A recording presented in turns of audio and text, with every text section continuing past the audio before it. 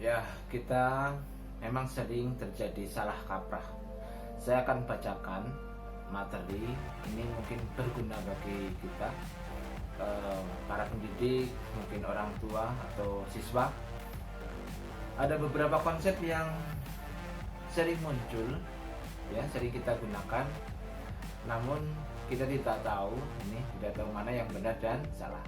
Kita akan kupas, kita akan kaji bersama dari kita bedah buku, membuka buku dari Departemen Pendidikan Nasional, ya. Di sini ada beberapa konsep yang sering kita dengar. Salah satunya adalah demikian: tumbuhan bernapas mengambil CO2 atau karbon dioksida. Apa iya ya?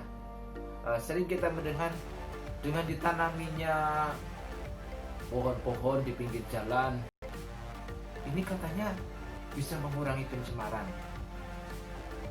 Karena pohon-pohon itu kan bernapas, mengambil CO2. Nah, dalam keterangan buku ini bagaimana? Ternyata bahwa tumbuhan, hewan, apapun itu yang namanya oksidasi pernapasan yang mengambil oksigen untuk pernapasan di dalam tubuhnya. Nah, bagaimana dengan CO2-nya kok berkurang? Nah, karena apa? Di sini tanaman tentunya dalam berfotosintesis membutuhkan karbon dioksida. Konsep berikutnya, jambu mente katanya tumbuhan berbiji terbuka. Bagaimana yang benar? Nah, tumbuhan biji terbuka dan biji tertutup, kita harus lihat bahwa biji terbuka itu, ya, biji itu di luar. Nah, seharusnya bagaimana ini? Seharusnya jambu mente adalah tumbuhan berbiji tertutup, sementara kebanyakan orang menyebutnya biji sebenarnya adalah buah dan bijinya ada di dalam buah, sementara yang membesar dan berdaging adalah dasar buahnya. Nah, itu ya, yang membesar dasar buahnya. Ada lagi misalnya, bagian yang berwarna merah dan indah pada bunga ganyong dan bougainville adalah merupakan mahkotanya. Nah, sudah tahu kan, mahkota itu ada di bunga kan? Dari kelopak bunga merupakan mahkota. Nah, di sini yang benar apa? Bougainville itu sebenarnya adalah daun yang warnanya berubah menjadi, ketika pucuknya itu, ya, berubah menjadi warna kemerah-merahan gitu. Itu sebenarnya bukan bunga, itu adalah daun.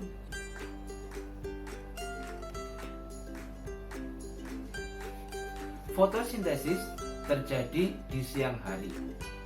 Nah, Anda percaya? Ya, betul, bisa terjadi di siang hari. Namun, bahwa perlu diingat, fotosintesis membutuhkan cahaya, dan cahaya tidak hanya di siang hari.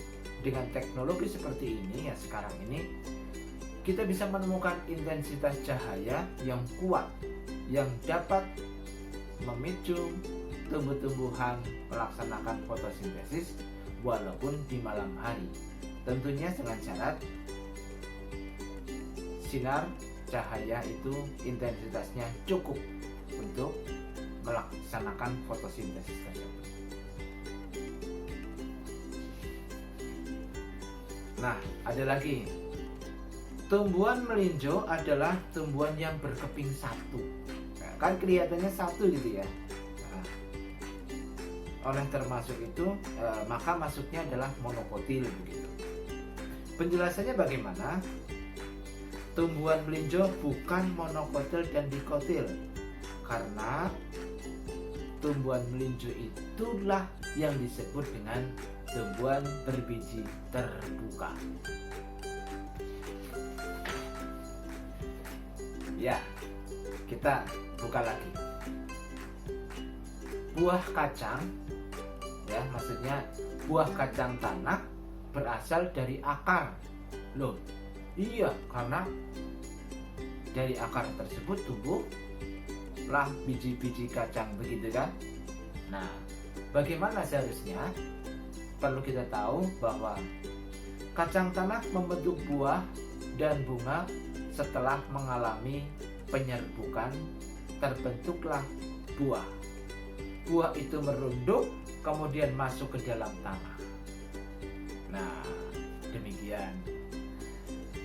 Berikutnya lagi, tanaman singkong tidak pernah berbuah. Oleh karena itu, untuk perbanyakannya dengan stek batang.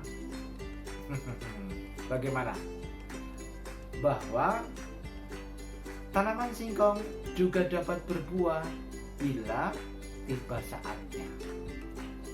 Kita jarang melihat buah singkong itu karena sebelum sempat berbuah sudah dipanen dulu. Begitu. Ya. Fakta berikutnya, anggapan berikutnya, maksudnya salah kaprahnya demikian. Akar-akar, maksudnya akar pohon di hutan sangat berguna untuk menahan air. Nah, akar berguna untuk menahan air. Bagaimana penjelasannya? Nah, bahwa akar-akar pohon di hutan dapat menahan tanah dan daun-daunan yang berguguran, dengan demikian membantu menahan air. Nah, yang menahan air siapa? Ya, tanah yang di dalamnya ada tumbuh-tumbuhan daun-daunan yang membusuk. Mungkin sering kita sebut dengan humus. Berikutnya, tanaman singkong berakar serabut. Tanaman singkong berakar serabut. Faktanya bagaimana? Ya, bahwa tanaman singkong yang dibiarkan dengan stek akan membentuk akar serabut. Sedangkan yang dibiarkan dengan biji akan membentuk akar tunggang. Nah, yang dibiarkan dengan biji ya akan membentuk akarnya tunggang, sedangkan yang di stek akan membentuk akar serabut. Berikutnya,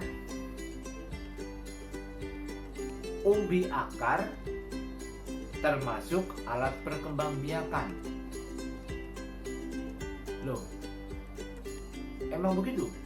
Nah, sekarang kita bisa simak lagi di sini bahwa umbi akar bukan alat perkembangbiakan karena tidak memiliki tunas. Coba umbi akar. Nah ini ya, umbi akar bukan alat perkembangbiakan karena tidak memiliki tunas.